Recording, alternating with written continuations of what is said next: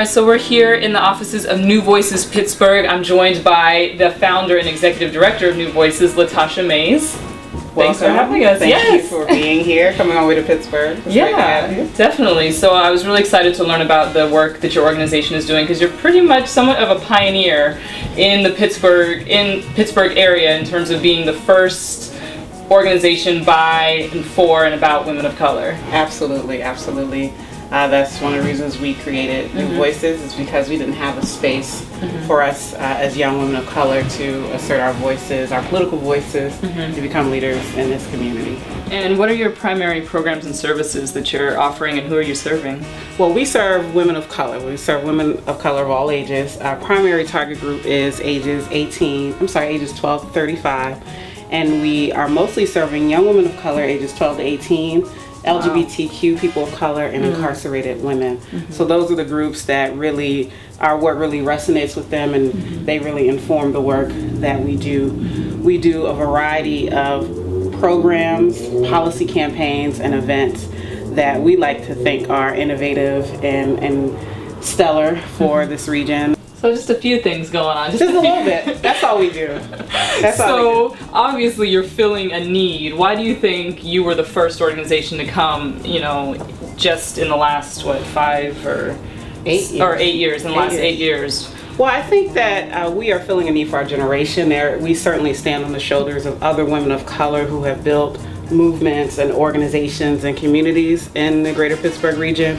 We are the first of our kind, really focusing on human rights and elevating human rights through reproductive justice, a frame that we feel is the next great frontier for reproductive freedom. It's the idea that all of us should control what happens to our bodies, our sexuality, our gender, our work, and our reproduction. So that is very monumental for a place like Pittsburgh, which recently was ranked as the #2 least diverse metropolitan area in the entire country, only followed by a northeastern city in Pennsylvania. So our work, we used to think, we knew our work was important, but we now know that our work is necessary, because otherwise a lot of the communities that we are serving would go unserved. So in terms of the state of women of color in Pittsburgh, what are the most common stories that you see coming through your doors these days? Well, I would say for New Voices Pittsburgh, while we're fighting for human rights and reproductive justice, ultimately the change we want to see in this region and as we grow is to create social, economic, and political opportunities for women of color. Unfortunately, poverty, as in many urban areas, is still a very pervasive issue for women of color, but I want to talk about young women of color and young black women in particular. And so those are some of the stories that we see. And when you don't have economic control, you also don't have reproductive control. And that the choices you make, they are reinforced by each other.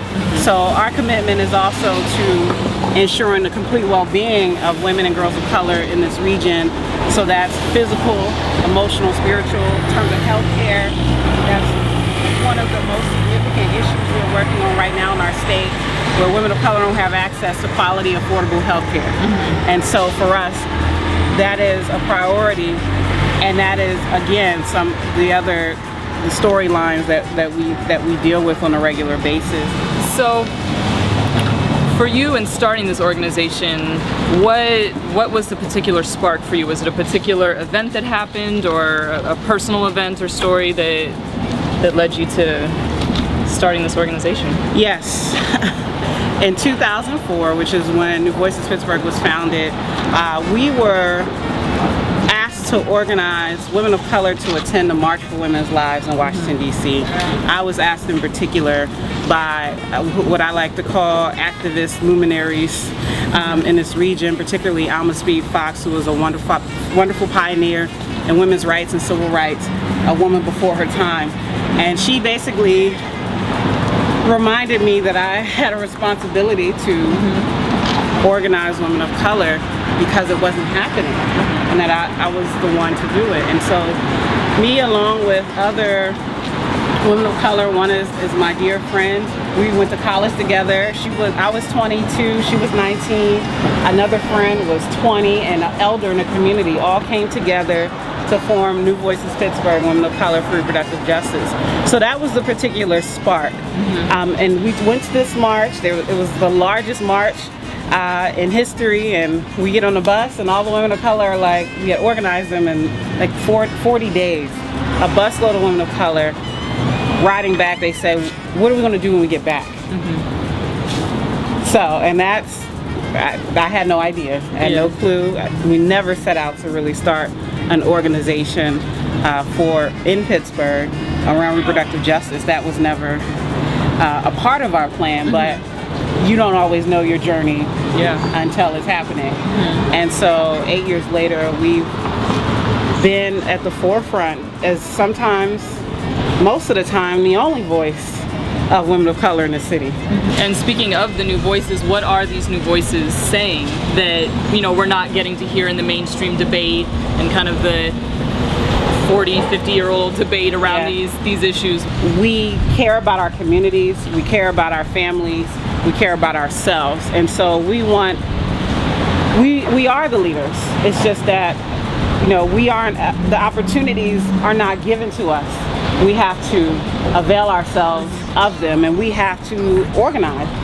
We have to organize ourselves, and so we have to go back to some of the strategies that were used in the past, but we also need to organize and mobilize ourselves around the immense technology that we have, but not forgetting that you need personal relationships and personal contacts to make the changes that we want to see. We're saying we are progressive. We're saying we do vote. We're saying that we are working every day and we're not insured. We're working every day and can barely provide for ourselves in the way that we want to. And so if we don't show up sometimes, it's because we have to survive. And this is the same story over and over and over and over again across the generations. Is there a story you can share with us, or just something that you've heard from one of your young women that really demonstrates some of the growth that they've seen through being a part of your programs? In our youth project, we had one young woman. As we got into the program, we were talking about sexual and reproductive health. We were teaching them how to be community organizers, and we did that with the support of, very successful women of color mentors who also support the work of New Voices Pittsburgh.